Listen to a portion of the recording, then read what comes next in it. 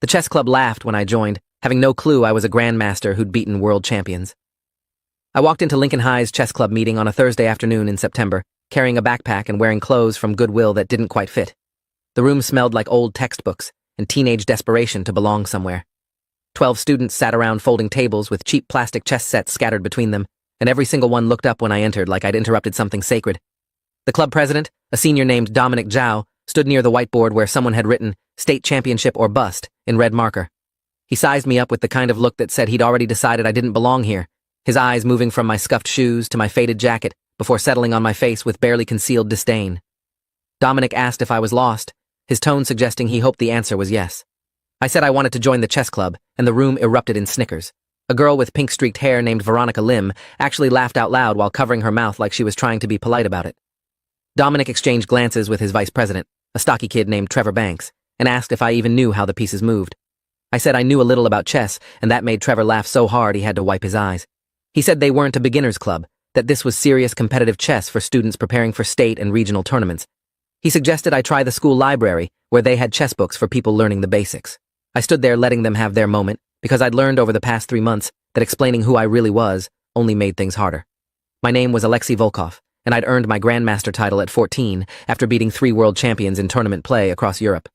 I'd competed in 12 countries, studied under Viktor Kovalenko himself, and had been ranked in the top 50 players globally by the time I was 16. But those credentials belonged to a different life, one that ended when my father got arrested for embezzlement and my mother moved us to this small Oregon town where nobody had ever heard of me, and I intended to keep it that way.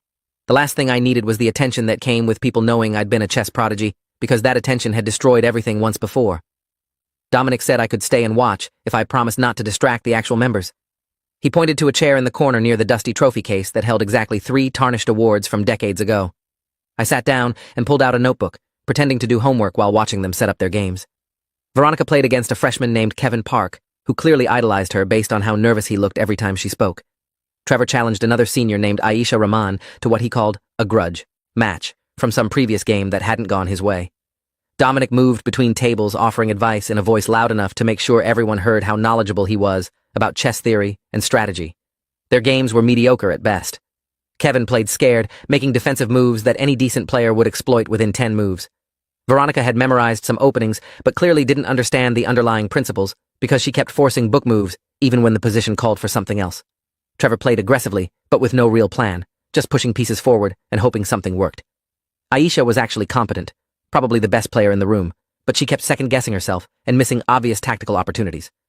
Dominic's advice was textbook stuff that showed he'd read about chess without really understanding it at a deep level.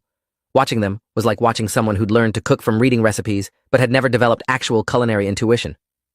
After 30 minutes, Dominic noticed me watching and asked if I understood what was happening in the games. I said it looked like standard positional play, and Trevor snorted with laughter. He explained in a condescending voice that they were actually employing advanced strategic concepts that would be way over my head. Veronica added that chess at their level required years of study and practice that someone like me probably couldn't appreciate. I nodded and went back to my notebook, writing down the position from Aisha's game and mentally calculating the forced mate in 7 moves that she was missing. Trevor's game would be over in 4 moves if his opponent saw the knight fork that was coming. Dominic was currently advising Kevin to make a move that would lose his queen in 3 moves. I wrote it all down and said nothing. The meeting ended with Dominic announcing that the regional qualifier was in 6 weeks and everyone needed to practice daily if they wanted to have a chance. He said Lincoln High hadn't sent anyone to state finals in 8 years, and this was their year to change that. Everyone nodded solemnly, like he'd just delivered a presidential address. As people packed up, Veronica noticed me still sitting there and asked if I'd be coming back. I said probably, and she exchanged a look with Trevor that clearly communicated they thought that was unfortunate. Dominic told me that if I wanted to join officially, I'd need to pay the $20 club dues and commit to attending all meetings and practice sessions. I said I'd think about it and left before anyone could ask more questions. My mom picked me up in our 15-year-old Toyota that barely ran, and she asked how my first day at chess club went. I said it was fine, and she caught the tone in my voice that meant it definitely wasn't fine. She asked if I'd told them about my background, and I said no, that we'd agreed I would keep that part of my life private. She looked relieved because she was still dealing with the fallout from my father's arrest, and the last thing she needed was reporters tracking us down because someone discovered that the disgraced oligarch's prodigy son was living in Oregon. We drove home to our tiny apartment in silence while I thought about whether hiding who I was had been the right choice or just the easier one. That evening, I set up my chessboard and replayed games from the World Championship matches I'd studied years ago. The pieces moved across the board in patterns that felt more like home than anywhere I'd lived in the past 3 months. Chess was the only thing that made sense anymore. The only place where the rules were clear and talent actually mattered instead of which family you came from or how much money your parents had. I'd lost my father, my home, my country, and my reputation, but I still had chess. Nobody could take away the patterns I'd learned, or the thousands of games I'd memorized, or the instincts I'd developed through years of tournament play. Those belonged to me, regardless of where I lived or what name people called me by. I went back to chess club the next week with $20 I'd earned washing dishes at a restaurant where my mom worked. Dominic took the money and wrote my name on a roster that had 12 other names already listed. He said they were doing a club tournament that day to determine seeding for the regional qualifier. Everyone would play everyone else in rapid games, 15 minutes per player, and rankings would be determined by points. The winner would get first seed and the honor of representing Lincoln High as their top player. He looked directly at me when he explained that this tournament was only for experienced players and maybe I should just observe since I was so new. I said I'd like to play, and Trevor laughed and said it was my funeral. The tournament started with me paired against Kevin for the first round. He set up the pieces and offered his hand, which I shook. He played the Italian game opening, and I responded with standard giuoco piano defensive setup, keeping everything simple and classical. Kevin played the first 10 moves from memory, but then started thinking hard when we reached the middle game. I'd already calculated the next 15 moves and knew exactly how the game would end, but I played slowly and carefully to avoid looking too confident.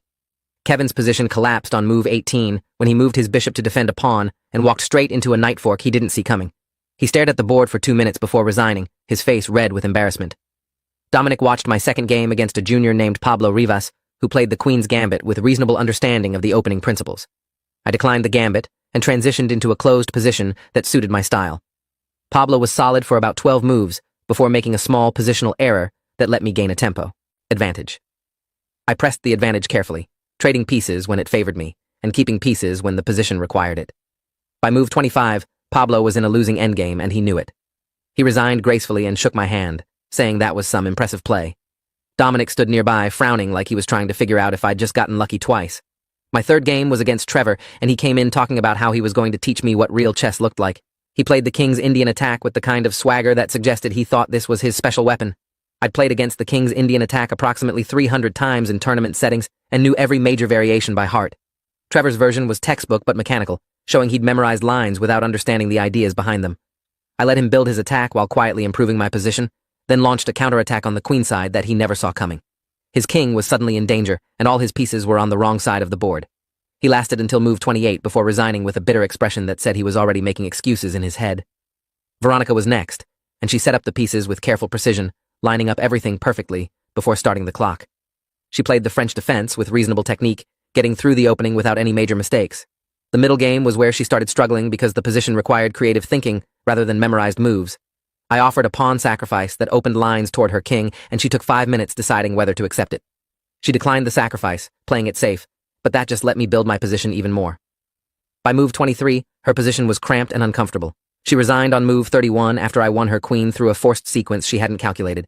Aisha was my fifth opponent, and she was clearly the best player I'd faced in the club so far.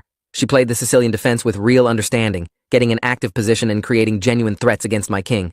We reached a complex middle game where both sides had chances, and I had to actually think about my moves instead of just playing on autopilot. She found several good defensive resources and forced me to calculate carefully to maintain my advantage. The other club members gathered around to watch because this was actually a competitive game. I eventually won through a tactical sequence in the endgame, but Aisha had pushed me harder than anyone else here. She shook my hand afterward and said she'd enjoyed the game, her eyes showing real appreciation for someone who could play at her level. My sixth game was against Dominic himself, and the room went quiet when we sat down. He was undefeated so far in the tournament and clearly expected to win this easily. He played the Ruy Lopez with the confidence of someone who'd won with it many times before. I responded with the Berlin defense, which was considered the most solid defensive system against the Ruy Lopez. Dominic knew the main lines, but I took him into a variation that was slightly off the beaten path, one that I'd studied extensively with Victor years ago. He started thinking longer on each move, burning through his time while I played relatively quickly because I knew these positions cold. The middle game was equal, but only in material count. Positionally, I was slightly better, and that advantage grew with every move. Dominic's face got redder as the game progressed and his position deteriorated. He'd gone from expecting an easy win to fighting for a draw to just trying to survive.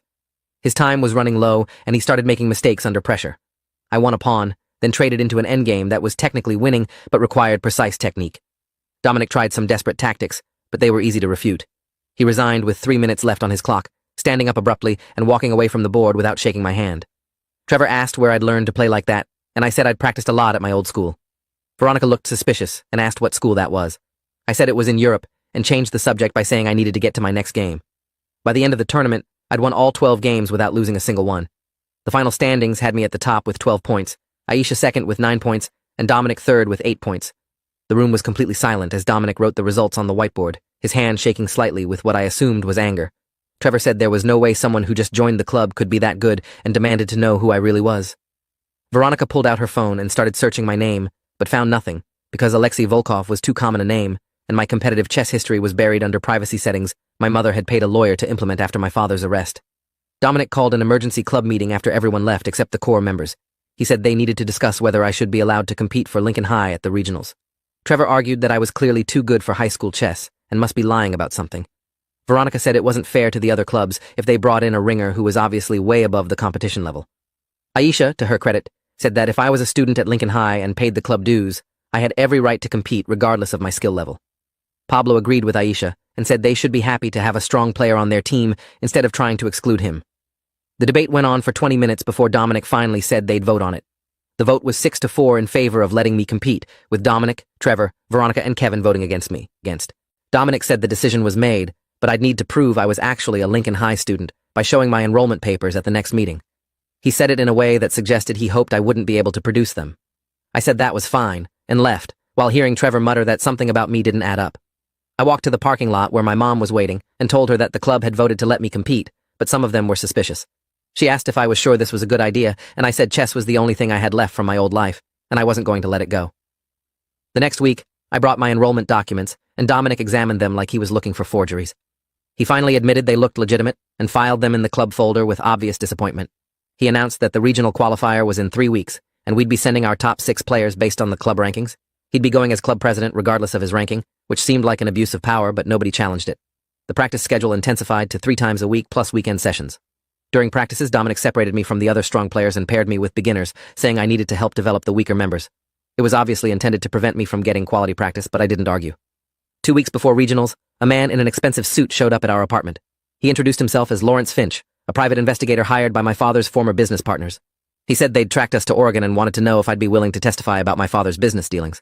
I said I'd been 14 when my father was arrested and knew nothing about his business. Finch said that wasn't what they'd heard, that there were records suggesting I'd been present at meetings and had access to financial documents. He handed my mother a subpoena, requiring me to appear for a deposition in 2 weeks, the exact same day as the regional chess qualifier. My mother went pale and told him to leave.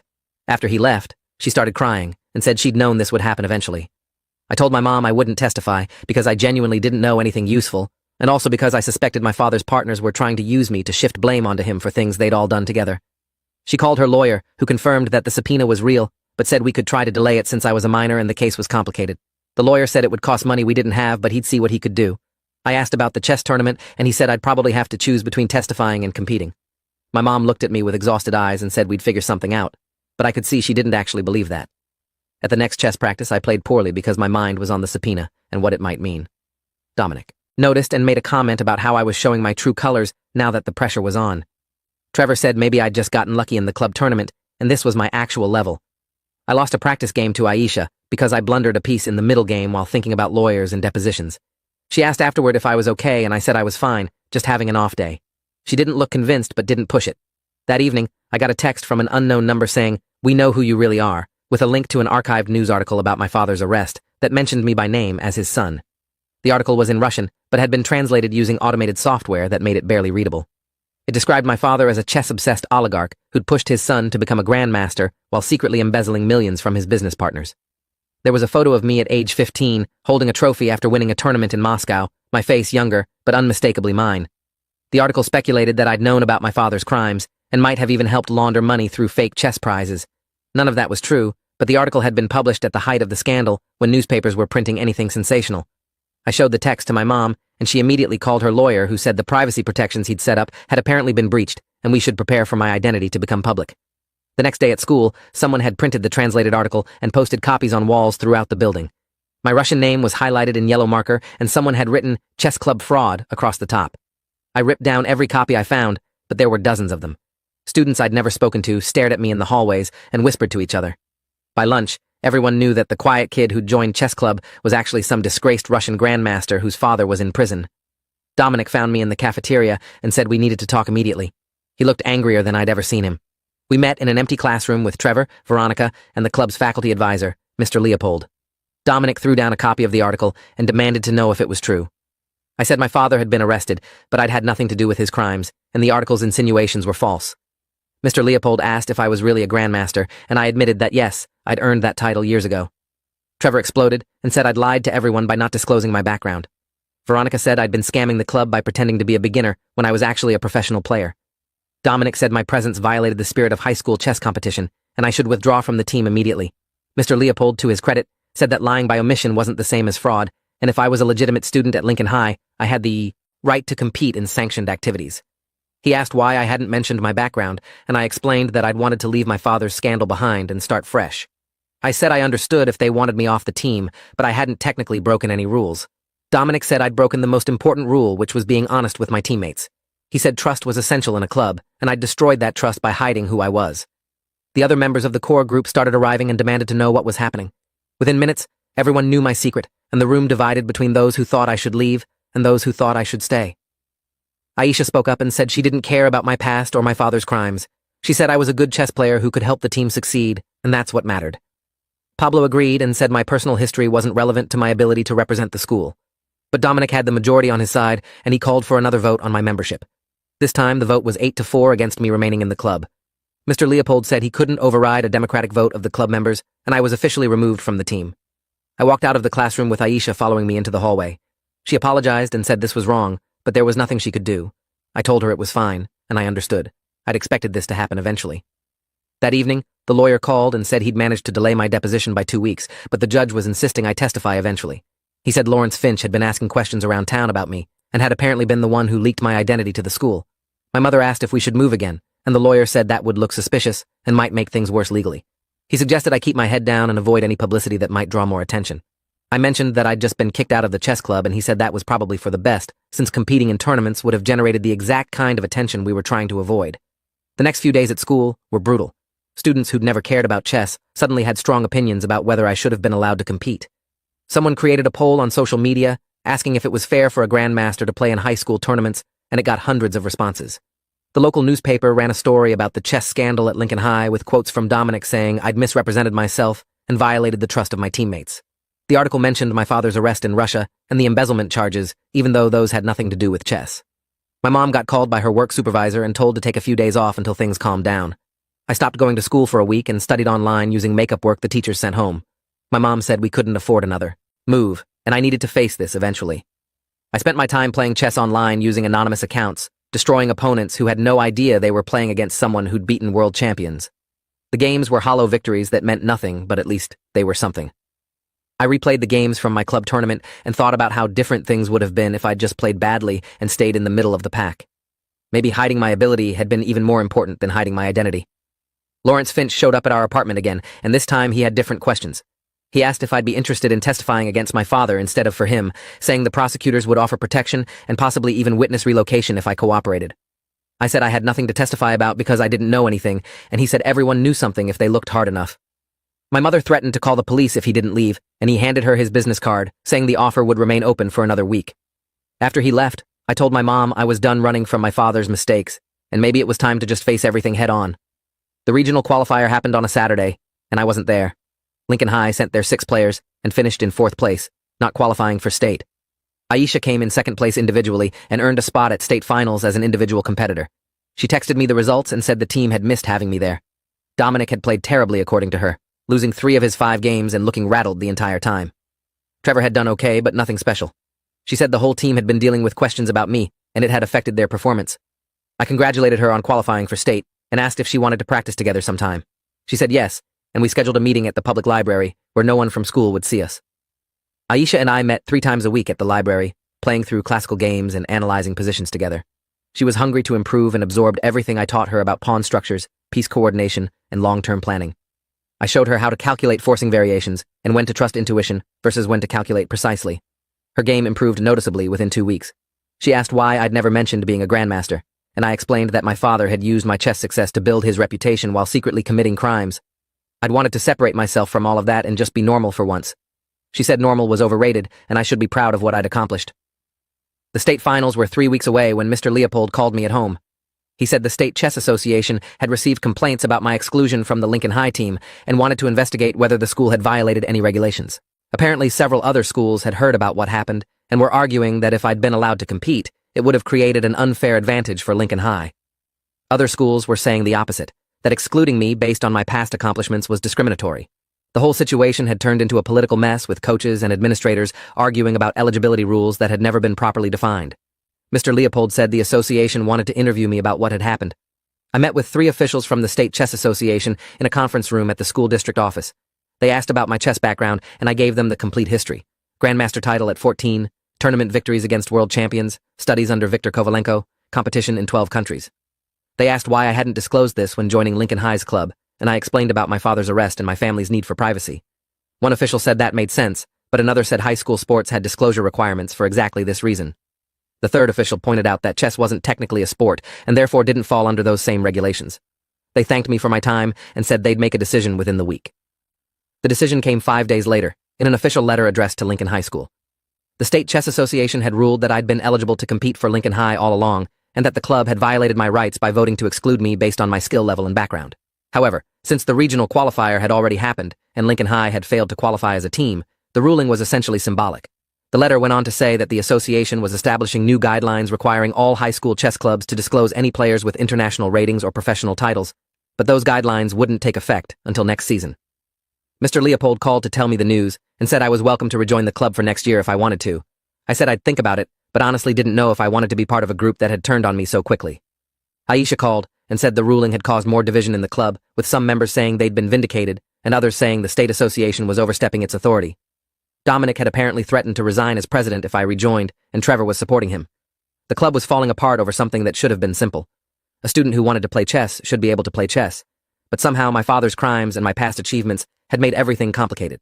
I told Aisha I was leaning toward just helping her prepare for state finals and forgetting about the rest of it. We intensified our training sessions with Aisha, now practicing 5 days a week. I taught her my opening repertoire against the most common defenses, and we worked through endgame positions that were likely to appear at the state finals. She was a fast learner and had natural tactical vision that just needed to be refined. Within a few days, she was calculating 3 moves deeper than she'd been able to before and spotting combinations I hadn't explicitly shown her. I realized she had genuine talent that had been held back by the mediocre instruction at Lincoln High. With proper coaching, she could compete at the college level or even beyond. The state finals happened in Portland at a convention center. Aisha's parents drove her up and invited me to come along since I'd been coaching her. My mom agreed to let me go, and we made the 2-hour drive in relative silence. The tournament was organized into 4 divisions by skill level, and Aisha was competing in the second highest division for advanced high school players. The room was filled with hundreds of chess players at dozens of tables, clocks ticking, pieces moving, coaches hovering nearby offering last-minute advice. I sat in the spectator area and watched Aisha play her first game against a senior from a Portland school. She executed the opening perfectly, got a comfortable middle game position, and converted a small advantage into a winning endgame. Her opponent resigned after 40 minutes, and Aisha looked over at me with a huge smile. Her second game was harder against a junior who specialized in tactical complications. The position got wild with both sides attacking each other's kings and material flying off the board. I could see Aisha calculating carefully, using the techniques I'd taught her about evaluating forcing sequences. She found a brilliant queen sacrifice that forced her opponent's king into the open and delivered checkmate within 5 moves. The room burst into applause and several coaches came over to congratulate her. One coach asked who'd taught her that combination, and she pointed at me sitting in the spectator area. The coach came over and asked if I was her private tutor. I said I was just a friend helping her prepare. Between rounds, a tall man in a suit approached me and introduced himself as Dennis Lockwood, a scout for a collegiate chess program. He said he'd been impressed by Aisha's play and wanted to know more about her coaching. I explained that I was just a student from her school who'd been helping her practice. He asked about my own playing background, and I deflected by saying I'd played casually for years. He handed me his card and said if I was interested in coaching or playing at the college level myself, he'd be interested in talking. I thanked him and put the card in my pocket, knowing I'd probably never call him, but appreciating the gesture. Aisha won her 3rd game, and then her 4th, climbing to the top of her division's standings. Other players started noticing her, and coaches were taking photos of her games to analyze later. One coach pulled me aside and said, Aisha's improvement from regional qualifiers to state finals was remarkable, and asked what kind of preparation program she'd been following. I said we'd just been working through classical games and focusing on fundamentals. He said whatever we were doing was working, and asked if I'd consider coaching his players for the summer. I said I'd think about it but didn't give him my contact information. The final round paired Aisha against a senior named Christopher Bell, who'd won the state championship 2 years in a row. He was a tall kid with glasses who carried himself with the confidence of someone who'd never lost at this level. The game started with a theoretical duel in the Najdorf Sicilian that went 20 moves deep into known theory before either player made an independent move. Christopher clearly knew his stuff and had prepared extensively. Aisha held her own, but was pushed onto the defensive as Christopher launched a kingside attack with all his pieces. I watched from the spectator area, unable to help, just hoping she'd remember the defensive techniques we'd practiced.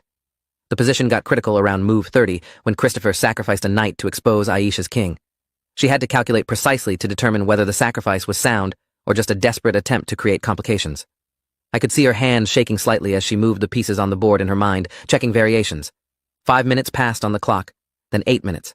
Finally, she made her move, declining the sacrifice and offering a counter-sacrifice of her own. Christopher's eyes widened, and he spent 15 minutes calculating before accepting her piece. The position transformed into a razor-sharp endgame where both sides had winning chances. They reached a position with queens and a few pawns, where every move mattered. Christopher was down to 3 minutes, while Aisha had 5. The time pressure started affecting his play, and he made a small inaccuracy that gave Aisha a winning advantage. She didn't let him off the hook, playing quickly and accurately while Christopher burned through his remaining time, trying to find a defense that didn't exist. His clock ran out with the position hopeless, and Aisha had won the state championship. The room erupted in applause, and her parents rushed to the playing area to hug her. Christopher looked shell-shocked, staring at the board like he couldn't believe he'd lost. The award ceremony happened an hour later with Aisha receiving first place in her division and qualifying for the National High School Championship. The tournament director mentioned her incredible improvement and asked if she'd thank her coach publicly. Aisha walked to the microphone and thanked her parents, Mr. Leopold, and then said, "Most importantly, my friend Alexei, who taught me everything I know about chess." The room went quiet, and I saw several coaches looking around trying to figure out who Alexei was. Dennis Lockwood approached me after the ceremony and said he'd done some research during the final round. He knew exactly who I was now and wanted to understand why I was coaching high school players instead of competing myself. I told Dennis the whole story about my father's arrest, our move to America, my need to stay out of the spotlight to avoid attention from investigators and media. He listened without judgment and said he understood the complexity, but thought I was wasting my talent by hiding. He said chess needed players like me regardless of my family history, and that running from my abilities wasn't going to help anyone. I said I appreciated his perspective, but my priority was keeping my mother safe and not creating more problems for her. He said he respected that, but gave me his card again and told me to call if I ever changed my mind about competing or coaching professionally. On the drive home, Aisha thanked me repeatedly for everything I'd taught her and said she couldn't have won without my coaching. Her parents asked how I'd learned so much about chess, and Aisha admitted that I was actually a Grandmaster, which made her father nearly drive off the road. He pulled over and turned around to look at me with wide eyes, asking why a Grandmaster was living in Oregon and coaching high school students. I gave them the abbreviated version about my father and our need for privacy. Aisha's mother said she understood and promised they wouldn't spread the information around. Her father said he was grateful I'd helped his daughter, but worried about what this meant for her future competitions if people found out she'd been coached by a professional. The questions about coaching legitimacy came up 3 days later when the tournament director called Aisha's parents. Someone had filed a complaint alleging that Aisha had received professional coaching in violation of amateur status rules. The complainant was anonymous, but everyone assumed it was Christopher Bell's coach who was upset about losing. The state association opened an investigation and requested documentation of all coaching Aisha had received. Her parents called me in a panic asking what to do. I said to tell the truth, that I was just a friend who'd helped her practice and hadn't charged any money. The state association said that didn't matter, that coaching from a Grandmaster created an unfair competitive advantage regardless of payment. The investigation took 2 weeks and generated dozens of emails between Aisha's parents, the state association, Mr. Leopold, and various officials. The fundamental question was whether a student could be penalized for receiving informal instruction from a highly skilled friend, or whether that fell under the umbrella of amateur athletics. Some officials argued that Aisha should be stripped of her title and banned from future competition. Others said that was ridiculous because there was no rule against getting help from talented people you knew personally. The debate got heated, enough that the state association scheduled a formal hearing to resolve the issue once and for all. The hearing took place at the state education office with Aisha, her parents, Mr. Leopold, and me, all sitting on one side of a long table. Across from us were 3 association officials and a lawyer representing the organization. They asked me to explain my involvement with Aisha's chess development, and I walked through the timeline of our practice sessions at the library. I emphasized that I'd never charged money, never formally advertised coaching services, and had just been helping a friend improve. The lawyer asked about my professional background, and I admitted my Grandmaster status and tournament history. He then argued that my involvement gave Aisha an advantage that other students didn't have, and violated the spirit of fair competition in high school chess. Aisha's father stood up and said this was absurd. He asked if students who had parents with PhDs were banned from getting help with their homework, or if students whose parents were musicians couldn't get music lessons at home. He said the state association was creating an arbitrary standard that would punish students for having talented friends or family members. Mr. Leopold added that Lincoln High's chess club had actually voted to exclude me from their team, so if anything, the school had tried to prevent this exact situation from happening. The officials looked uncomfortable and called a recess to deliberate. We waited in the hallway for 90 minutes before being called back in. The decision was split, but ultimately fell in Aisha's favor. The state association ruled that informal coaching from friends or family members was permissible regardless of their skill level, but that going forward, all coaching relationships needed to be disclosed before competition. Aisha would keep her state championship title and could compete at nationals, but she'd need to formally declare me as her coach if I continued helping her. The officials emphasized that this ruling would apply to all future cases and that they were establishing clear guidelines to prevent similar disputes. Aisha's parents were relieved and thanked everyone. As we left the building, one of the officials pulled me aside and said they knew about my situation with my father and weren't trying to make my life harder, but that fairness in competition required transparency even when transparency was uncomfortable. The national championship was scheduled for 5 weeks away in Atlanta, and Aisha asked if I'd continue coaching her. I said yes, but we needed to be smarter about it, meeting at her house instead of in public and keeping our training sessions private. Her parents agreed to host our practices and even set up a dedicated chess room with boards, computers for database research, and a whiteboard for analysis. I started coming over 4 times a week, helping Aisha prepare for the specific opponents she'd likely face at, nationals. We studied their games, identified their weaknesses, prepared customized opening systems to exploit those weaknesses. This was the kind of professional-level preparation I'd received from Victor years ago, and I could see Aisha improving daily. 2 weeks before nationals, Lawrence Finch showed up at our apartment again. This time he had a subpoena requiring my mother to testify about my father's finances. She'd been added to the witness list, despite having repeatedly said she knew nothing about the business. The lawyer said the prosecutors were getting desperate because their case against my father's partners was falling apart and they needed new witnesses. My mother broke down crying and said she couldn't testify because she genuinely didn't know anything useful. I told Finch we'd see him in court and closed the door in his face. My mother said she couldn't afford to keep fighting this, and maybe it was time to just comply and get it over with. The deposition was scheduled for the same week as nationals, meaning my mother would be in legal proceedings while I was supposed to be in Atlanta coaching Aisha. She said I should go to the tournament and she'd handle the deposition alone. I said there was no way I was leaving her to face prosecutors by herself. She said my coaching was important to Aisha, and I'd already sacrificed enough because of my father's mistakes. We argued about it for 2 days before the lawyer called with unexpected news. My father had agreed to testify against his former partners in exchange for a reduced sentence, and the prosecutors no longer needed my mother or me as witnesses. The subpoenas were being withdrawn, and the investigation into our family was officially over. My mother cried with relief and said maybe we could finally start moving forward. We flew to Atlanta with Aisha and her parents, staying at a hotel near the convention center where the national championship was being held.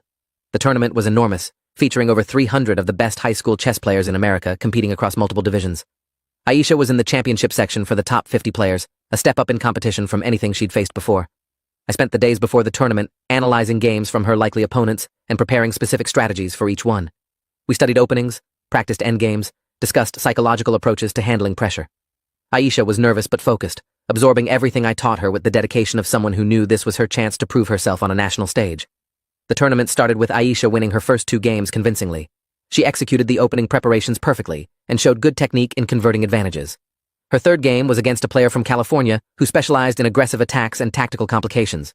The game got messy with both sides attacking, and I could see Aisha struggling to calculate all the variations. She fought hard, but eventually lost when her opponent found a brilliant sacrifice that crashed through her defenses. After the game, she came to our coaching area looking dejected.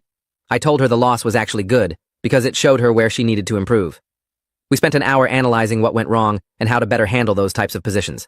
Aisha responded to the loss by winning her next 3 games, climbing back into contention for a top 10 finish. Her 7th game was against the tournament favorite, a senior from New York named Nathan Cross, who'd been ranked number 1 in high school chess for 2 years. Nathan had a perfect score so far and was expected to win the championship easily. The game attracted a large crowd of spectators and several coaches who wanted to see how Aisha would handle playing against the best. I watched from the coaching area, unable to communicate with her, but hoping she'd remember everything we'd worked on. The game started with Nathan playing a sharp variation of the Sicilian defense that had refuted dozens of opponents. Aisha responded with a new idea we'd prepared specifically for this opening, a pawn sacrifice that led to rich positional compensation. Nathan looked surprised and spent 20 minutes thinking about how to handle the unexpected position.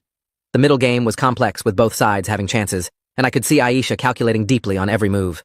She found several strong moves that kept Nathan under pressure, not letting him consolidate his extra pawn. The position reached a critical point where Aisha had the chance to force a draw by repetition or continue playing for a win. She continued playing, and the crowd murmured with appreciation for her ambition.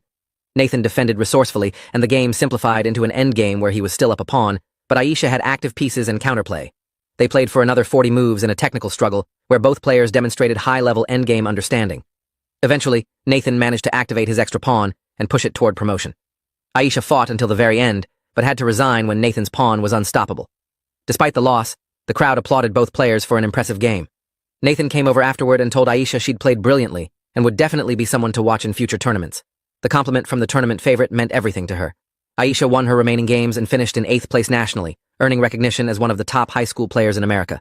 The awards ceremony celebrated her achievement and mentioned that she was only a junior with another year of eligibility remaining.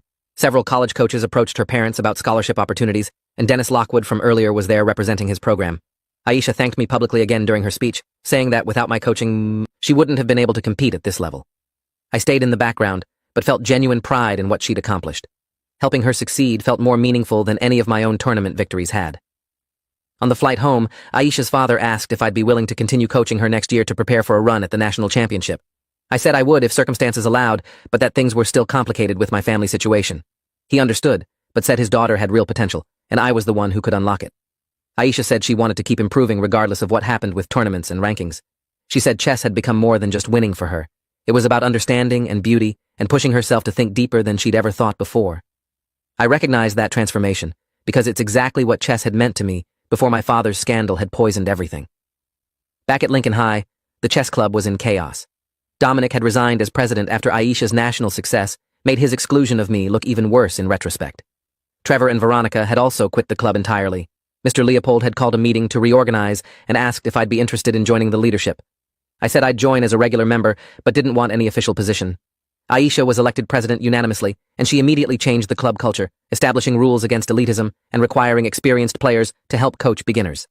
The club grew from 12 members to 30 within a month, as word spread that Chess Club was now welcoming to players of all levels. I started teaching group lessons for the club twice a week, covering opening principles, tactical motifs, endgame technique, and chess philosophy. The beginners improved rapidly, and some of the intermediate players started showing real talent. Kevin, who'd lost to me in the first round of that initial club tournament, developed into a solid player who made state finals the following year. Pablo became interested in chess composition and started creating original problems that got published in chess magazines. The club went from being focused on competition to being focused on learning, and the atmosphere changed completely. People actually wanted to be there instead of just attending out of obligation. The state association contacted me in March asking if I'd be interested in coaching the state team for the national team championship. They said they'd investigated my background thoroughly and believed I'd been unfairly excluded from competition but could contribute as a coach instead. I said I'd consider it and talked it over with my mom. She said my father's legal situation was finally resolved with him serving his sentence in Russia and no longer affecting us directly. The prosecutors had moved on to other cases, and the media attention had faded. She said if I wanted to return to chess publicly, she'd support that decision. I accepted the coaching position and started working with the top players from across the state. The national team championship happened in June in Chicago, with state teams competing in a round-robin format. I coached a team of 6 players including Aisha, preparing them for each match and analyzing games between rounds. We finished in 3rd place nationally, the best result for our state in 15 years. The experience reconnected me with the competitive chess world I'd left behind, and several tournament directors approached me about returning to play in adult tournaments. I said I'd think about it but wasn't ready to commit to serious competition yet. Coaching felt safer and more fulfilling than playing because it let me contribute to chess without putting myself in the spotlight. That summer, I started taking students for private coaching, charging reasonable rates that helped my mom with expenses while giving me purpose beyond just hiding from my past. Word spread through the chess community that a Grandmaster was coaching in Oregon, and my schedule filled up quickly. I worked with kids as young as 7 and adults as old as 60, helping each of them improve their understanding of chess. Some wanted to compete seriously, while others just wanted to appreciate the game more deeply. I enjoyed both types of students because they reminded me that chess had value beyond just winning and losing. Dennis Lockwood contacted me in August with an offer to coach at his college program with a full scholarship if I also enrolled as a student. I'd be coaching the collegiate team while completing my own degree and could compete in adult tournaments as my schedule allowed. The offer was generous and would let me continue my education while staying involved in chess. I discussed it with my mom, who encouraged me to accept, saying she'd be fine on her own and I needed to start building my future instead of just managing her past. I accepted the position and enrolled for the spring semester, planning to move to campus after finishing the fall term at Lincoln High. My last semester at Lincoln High was bittersweet. The chess club was thriving with 40 members and a waiting list of students who wanted to join. Aisha was preparing for another run at state finals and nationals with confidence that came from genuine skill rather than just natural talent. The culture that had mocked me for joining had been completely transformed into something welcoming and supportive. I thought about how different things would have been if I'd revealed my identity from the beginning instead of trying to hide it. Maybe the honesty would have been better, or maybe the mockery would have just come sooner. Either way, I'd learned that hiding who you are only works until someone finds out, and then you have to deal with the consequences of deception on top of whatever you were hiding in the first place. If you enjoyed this, you'll definitely want to see the next ones too. So subscribe now and let me know your take in the comments.